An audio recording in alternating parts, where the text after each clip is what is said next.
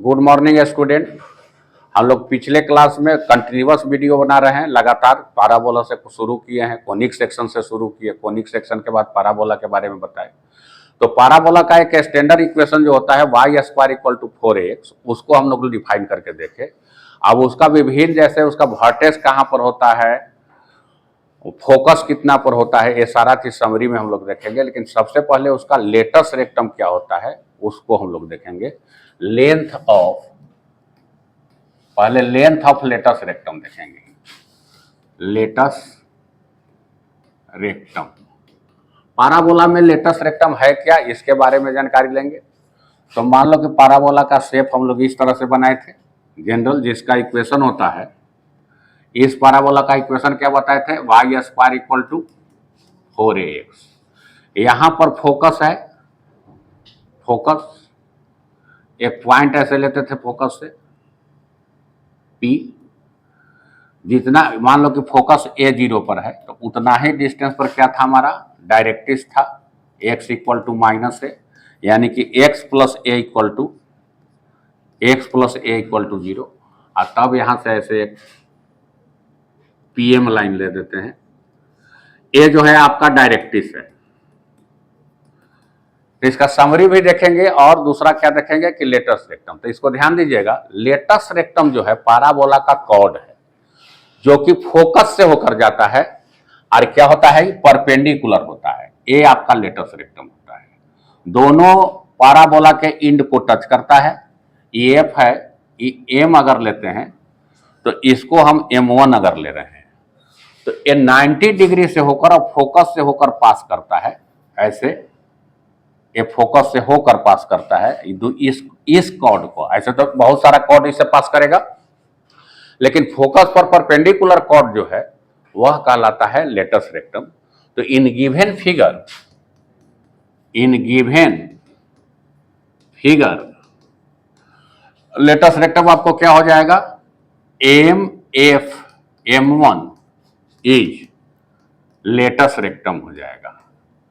यही आपका latus rectum है। क्लियर है कि किसी भी पैराबोला का वह कॉर्ड जो कि फोकस से होकर पास करता है और परपेंडिकुलर हो एक्स एक्सिस पर, तो इसको हम लोग कहते हैं लेटस रेक्टम। अब इस लेटस रेक्टम में देखिए यहां का कोऑर्डिनेट कितना है, A0 है। तो एक चीज तो है कि M पॉइंट का फर्स्ट कोऑर्डिनेट A होगा, लेकिन दूसरा आपको कोऑर्डिनेट मालूम नहीं है, तो दूसरा कोऑर्डिनेट को हम L ले लिए। फिर यहाँ A होगा, लेकिन यहाँ पर क्या हो जाएगा, -L हो जाएगा। दोनों पर वाई एक्सिस का डिस्टेंस एक पॉजिटिव होगा तो दूसरा क्या हो जाएगा, निगेटिव हो जाएगा। तो देखो कि since MAL lies on the parabola है, ये पैराबोला पर लाई कर रहा है। जब पैराबोला पर लाई कर रहा है तो पैराबोला के इक्वेशन को सेटिस्फाइड करेगा, यानी कि वाई स्क्वायर और इक्वल टू 4x में x का वैल्यू हम a दे सकते हैं और y का वैल्यू l दे सकते हैं।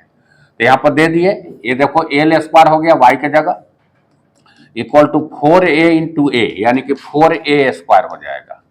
तो l इक्वल टू हो जाएगा कितना, +-2a, यानी कि यहाँ l जो है ये -2a होगा और यहाँ पर क्या हो जाएगा, a और 2a। ये दोनों परफेक्ट कोऑर्डिनेट हमको मिल गया। तो अब हमको निकाल देना है लेंथ ऑफ लेटस रेक्टम। तो लेंथ ऑफ लेटस रेक्टम जो होगा, इसमें क्या करेंगे हम कि डिस्टेंस फार्मूला लगा देंगे। तो रूट अंडर हो जाएगा a माइनस ए का स्क्वायर प्लस हो जाएगा 2a और माइनस माइनस प्लस हो जाएगा 2a का होल स्क्वायर। तो ये हो जाएगा 4a का स्क्वायर, और लेंथ है तो लेंथ कभी निगेटिव नहीं होता है, इसलिए लेंथ ऑफ लेटस रेक्टम जो हो जाएगा, length of latus rectum equal to कितना हो जाएगा, 4a हो जाएगा। तो पैराबोला का लेंथ ऑफ लेटस रेक्टम कितना होता है, 4a। इसको समरी के रूप में हम लोग देख सकते हैं।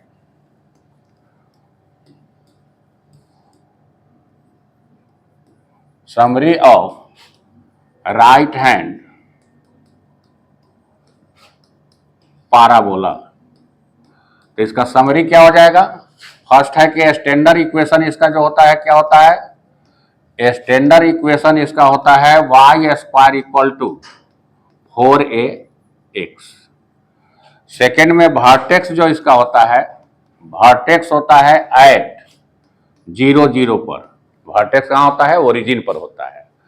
तीसरा चीज क्या होता है इसका कि फोकस, फोकस इसका होता है एट a0 पर।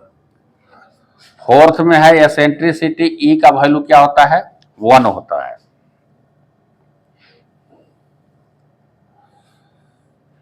और 5 में है कि लेंथ ऑफ लेटस रेक्टम जो होता है इसका, लेंथ ऑफ लेटस रेक्टम ये होता है 4a। हालांकि देखो लेंथ ऑफ लेटस रेक्टम की जहां बात आता है तो चाहे राइट हैंड पैराबोला लो, लेफ्ट हैंड पैराबोला लो, अपवर्ड और डाउनवर्ड, 4 तरह से होता है। तो चारों में लेंथ ऑफ लेटस रेक्टम क्या होगा? सेम ही होगा, दूसरा नहीं होगा। आज के क्लास में इतना ही, फिर नेक्स्ट क्लास में इसको डिस्कस करेंगे।